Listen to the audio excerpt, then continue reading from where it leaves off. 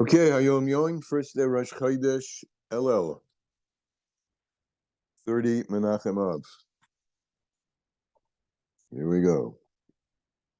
Before saying LeDavid Hashem Oiri, begin saying Hashem LeDavid Oiri. This is an additional Tilim after the Shir Shel Yom. We start today. The custom in the Rebbe's home is to practice sounding the shofar during this day. On the second day of Rosh Chodesh, begins sounding the shofar after davening. In the footnote, it said not only was it the practice in the Rebbe's home, but it's a general custom to start practicing saying the shofar today and then to blow the shofar every day up through Erev Rosh Hashanah. The Mittler Rebbe at first used to say brief maimorim. For example, the Maimor Zohar Rav Tuvacha and its amplification, published in the Siddur, was said in 6 sequential sections, at somewhat greater length than it is printed in its printed version. This is also the case with the Alter Rebbe. It started with the Maimorim were first called Kitsorim, very small things, and then they expanded into eventually into the Maimorim that we have today. Okay, Chodesh Elul, lessons in Tanya. Lessons in Tanya. We're continuing letter 9 on page 160. And in Likutei Amorim, it's in the middle of the page, Kuf Yud Dalet. So, it's here in front of it. We've been speaking about tzedakah, as we will speak more about, and it's Chodesh Elul. So let's see what the Rebbe has to tell us. This is the continuation of this, what they call pastoral letters to the congregation, in which the Alter Rebbe pleads with us in terms of making our behavior aligned with all the teachings that he's been giving us.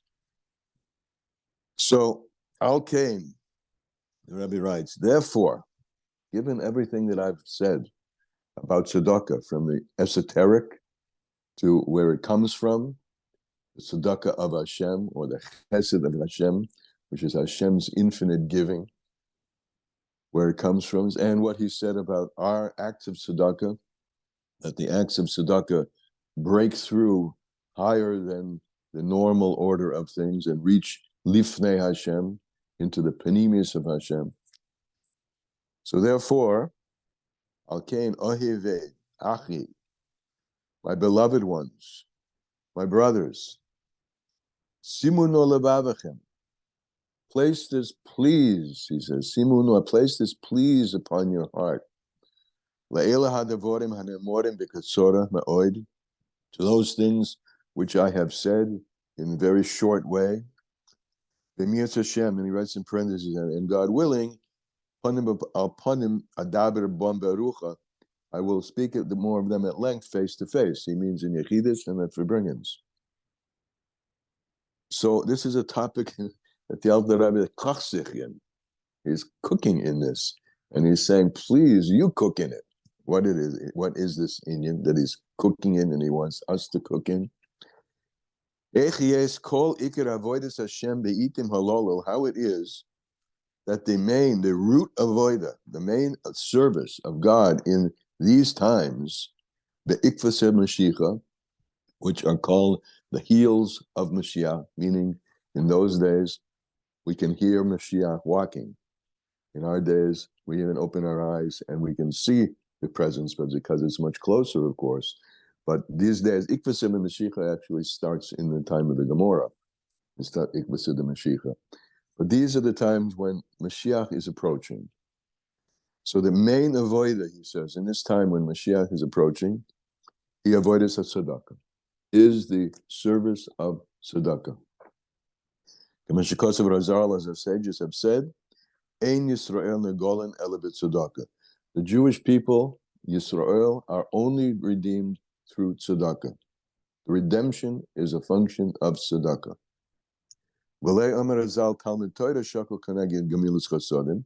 And they did not say that learning Torah is equal to Gemilus Hasodim, which they did say, but they said that in a certain context.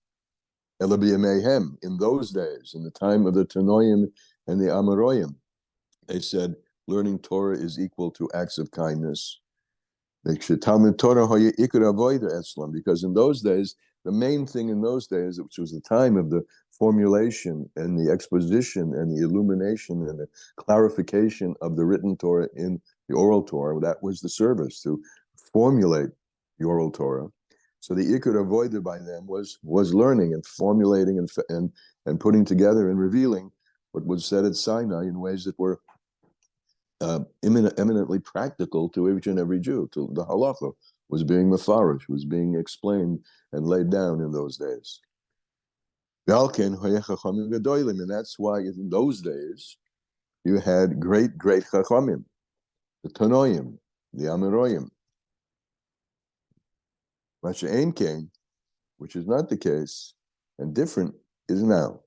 This time, which time we call Ikvus Mashiach, the heels of Mashiach, Shenofla Sukkos David, where the Sukkah of David, Sukkos David HaNefeles, right? This is all in Tillim, and it's written in, it's well familiar perhaps with Shlomo Carlebach's song, and Sukkos David HaNefeles, which we sing often at during Sukkah's time. But the fallenness of the Sukkah of David, the Sukkah of David is a metaphor for the Shekhinah, or the collapse, or the darkness, and the gullus of the Shekhinah.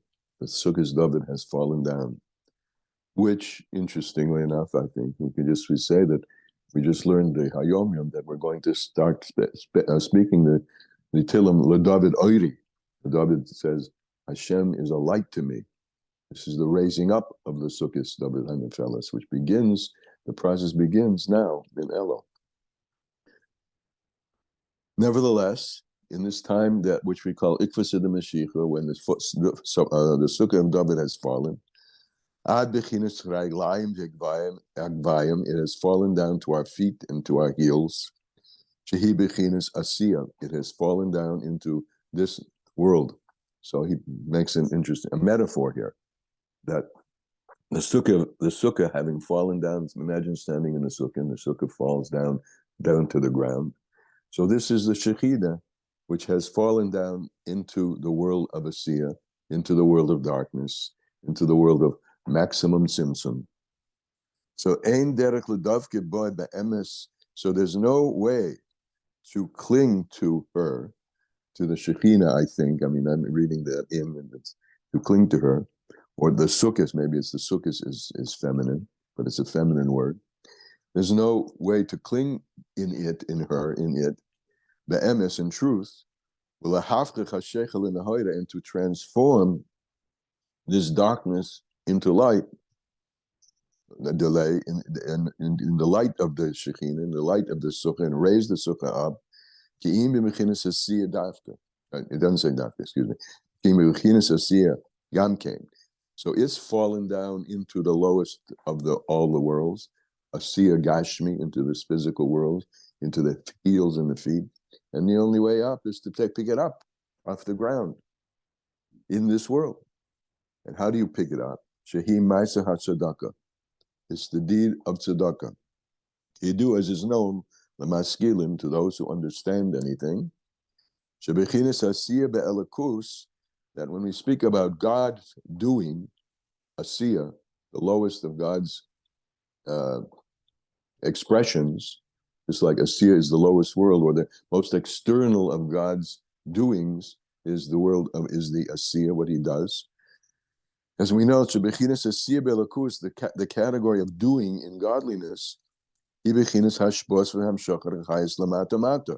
that he flows or causes to flow, gives flow to this godly energy, and draws down the life force to the lowest of the low. We've said this many times, that in our conversations about tzedakah, that there's no greater tzedakah than God's doing the creation. The creation is nothing. It only exists in his mind. until he instantiates it, realizes it, and realizing he has to give himself. He has to come out of his allness and create multiplicity. And the whole creation is called an ani, a poor person, because we and everything in the whole entirety of creation have nothing on our own. We owe everything to the fact of God's continual investment of himself. And I use the word investment particularly, like tzedakah is an investment. As we learned earlier, you plant one seed, you get many, many seed, many flowers. God invests himself in the creation. He encloses himself in the creation. He comes out of himself, which is the deed of tzedakah, which is what we do down here below. So, as he says, this is known to those who understand that the level of doing in godliness, what is God's doing, is that he comes out of himself. He flows, he causes hashpah and draws down energy, chayas, lamata down here to the lowest of the low, laman delesle megarame klum, to one who has nothing on his own. That's us. That's the entirety of creation. We have nothing on our own. We own our whole our whole existence to God's infusing life into us constantly. And he goes on and he says, and one who literally slaughters his Yetzer Hara on this, really overcomes any impediments, rationalizations to hold back on tzedakah. And in doing that, Poseat Yodeh opens up his hand, Ulavavai, and his heart. And with that, Iskafia Sitra Achra, he transforms he sublimates the Sitra Achra, suppresses it, and Mahapech HaSheichel Or, and turns darkness into light. So anyone who does that, Hashem Yisborach HaShoichen Oleinu, then he causes Hashem Yisborach to dwell upon us. The Bechinas Asiya, down here in the world of Asiya, the Ikfus Mashiach, in the heels of Mashiach. Yeah, now a different twist, right? Heels of Mashiach, we can hear Mashiach walking. What it's the heels. Bring down this godliness into the lowest part of the body, which is the heels, the lowest part of creation, which is the world of Asiya. Do this and do this specifically through tzedakah. And with that, one will merit to see ayin be'ayin, eye to eye, face to face, directly, B'shuv Hashem Tzion, that Hashem returns to Tzion, the Hulu, and the light of Geula shines. Very powerful word. It's a big deal to announce that in our times, the main avodah is tzedakah and not learning. I mean, a little side note, I was once, years ago, I had an next door neighbor in the summer who was a Baal Shuva, but in a Litvish yeshiva. And we used to learn together every Shabbos afternoon. He was basically my guide in Gemara, and I was his guide in Chassidus. And when he came to this, it was in summertime, just as it is now, he closed the time. He said, I can't learn this. This is contrary to everything I'm learning in my Litvish yeshiva. But this, as I say, this is rather revolutionary to say, and particularly in those days, even back then, when the Alter Rebbe is saying this, that the main avodah is not Talmud Torah. Of course, learning is important. Godel Talmud shemebi l'dei ma'aseh, great is Talmud, learning. But why? Because it brings to deed. And the main thing is the deed of tzedakah.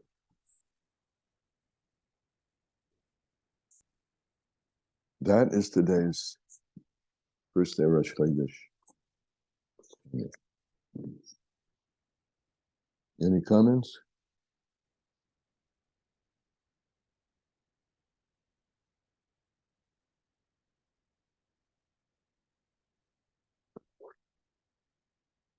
Okay. Self-explanatory. How do we reconcile Talmud Torah Keneged Kulam with this? With what? Because I just said, because Gadol Talmud, shemebi l'dei ma'aseh. Without Talmud, without learning, you don't have any ma'aseh. Without Talmud, you don't know anything what to do. Without Talmud, you don't have no understanding of the mitzvahs. But the main thing is to understand that the purpose of the Talmud is to tell us about mitzvahs, about halakha. Al tikre halichas ela halachas. Remember that I have a sitter open here. It's right before Elena. Yeah. Tanu Rabbi Eliyahu. It was learned in the academy of Rabbi Eliyahu, or Rabbi Eliyahu learned. Kol hashena halachas b'chol yom. One who learns halachas all day. That's learning Talmud, learning Torah. Huftach lo shehu ben olam haba. It's promised to him that he is literally a son, a child of the future world. Shenemar halichas olam loi, because there's a pasuk that says the goings of the world belong to him, and the Midrash Tanhuma darshans that al tikar halichas, don't read the goings of the world belong to him, el halachas, the halachas belong to him. So Godel Talmud, shemevi l'dei masa. And another you have in what Pirkei Avos, right? Well, that's expression. Godel, the Chachamim argued which is greater, learning or doing, and they concluded what I just said. Godel Talmud, great is Talmud. Talmud is first, but why? Shemevi l'dei masa. So the Alter Rebbe is saying in this generation, the emphasis has to be on the masa, because the masa is what's going to megalu the or min hachoshech.